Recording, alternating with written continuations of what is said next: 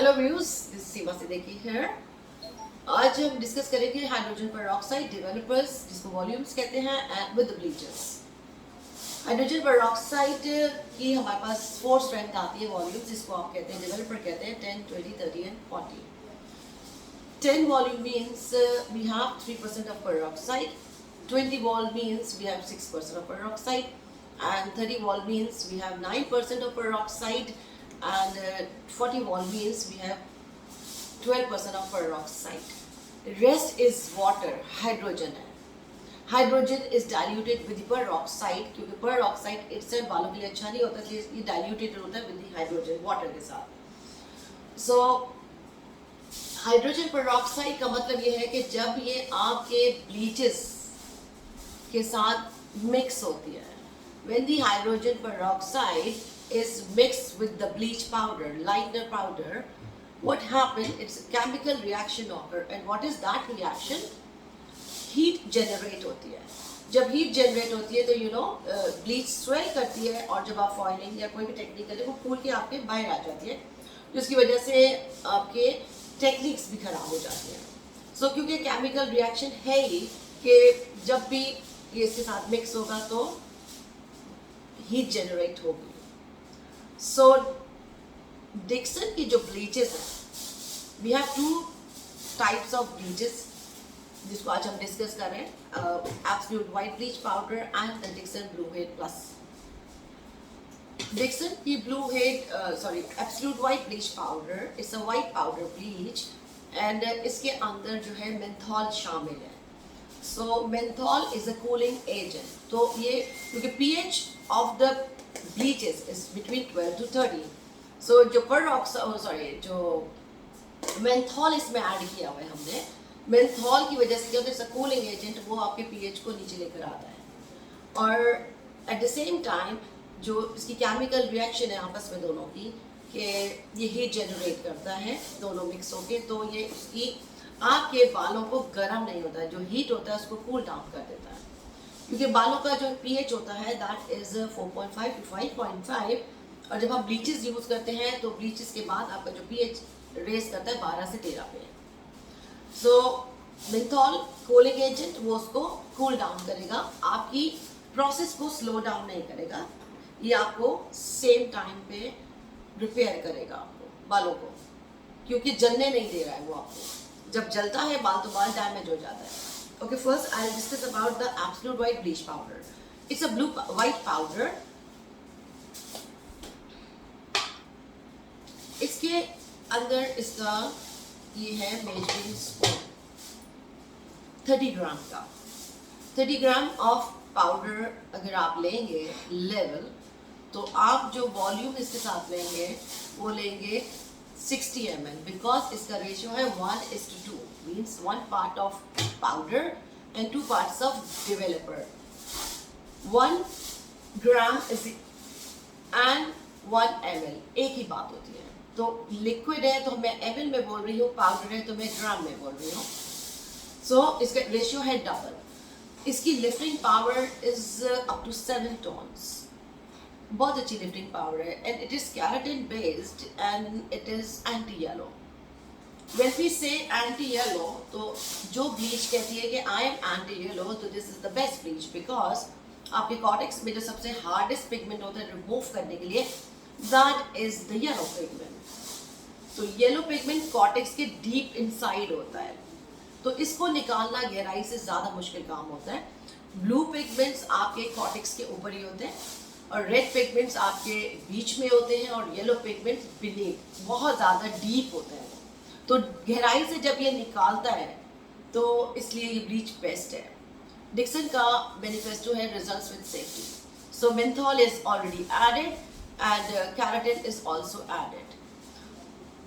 Anti dust है, like आप इसको पंखे के नीचे भी अगर आप इसकी मिक्सिंग करेंगे खोलेंगे तो ये उड़ेगा नहीं पाउडर, तो इसकी वजह से आपको कोई प्रॉब्लम नहीं आएगी कि आपको खांसी आ रही है, कोई प्रॉब्लम आ रही है। इसमें कोई फ्यूम्स नहीं आएंगे, इट्स वेरी सेंटेड। और इसकी इम्पॉर्टेंट बात ये है कि ये ब्लीच स्वेल नहीं करती। जो ब्लीच स्वेल नहीं करती वो बेस्ट ब्लीच होती है, बिकॉज जब स्वेल नहीं करी तो आपकी टेक्निक खराब नहीं हो रही है। लुक एट दिस, मैं इसको स्मेल भी कर रही हूँ. See, I like this smell because इसमें मेंथॉल है.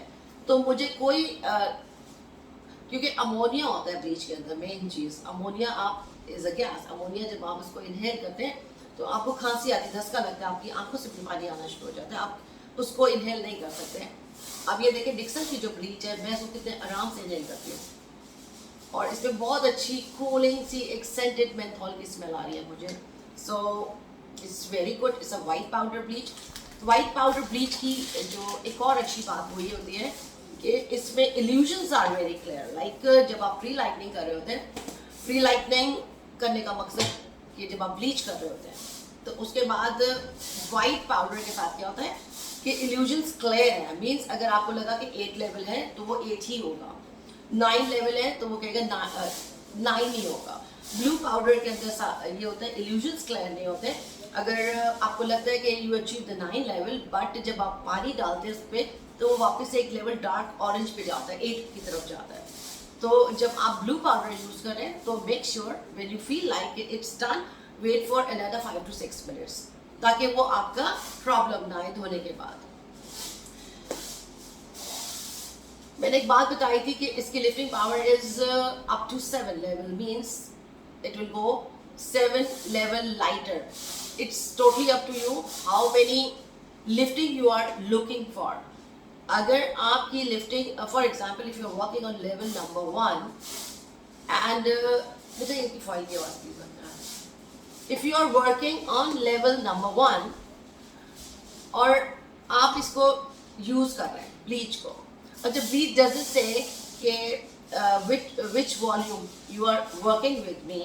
ये अब आपको मैं बता रही हूँ कि like if you are working with the 20 volume, 30 volume and 40 volume, तीनों पेरोक्साइड है, तीनों का काम सेम है, बस फर्क क्या है.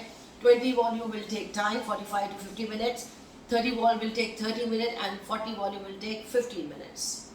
So bleach is not saying कि कौन से volume के साथ करेंगे. If you are working on a fine to medium texture, work with the 20 volume, and if you are working from a level texture like a medium to thick, मोटे बाल पे अगर काम करें, then work with the 30 volume.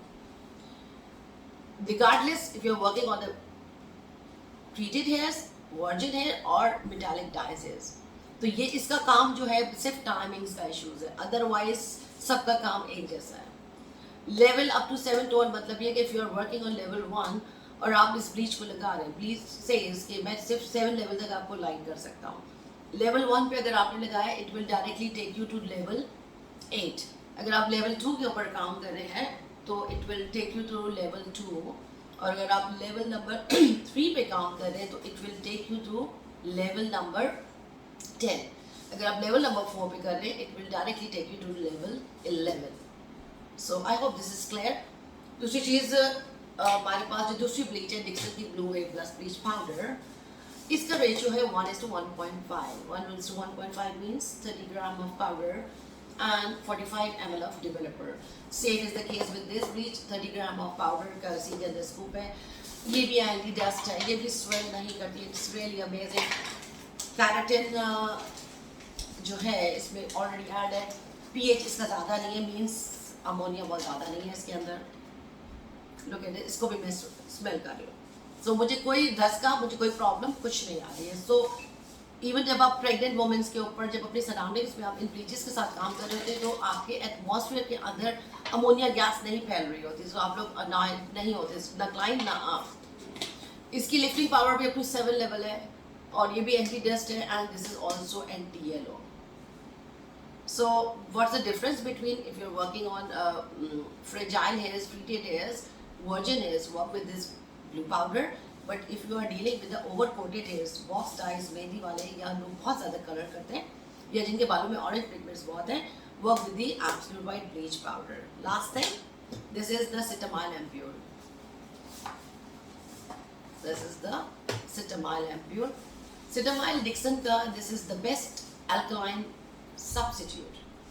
Alkaline substitute means वो products जो आपके cuticles को ओपन करते हैं.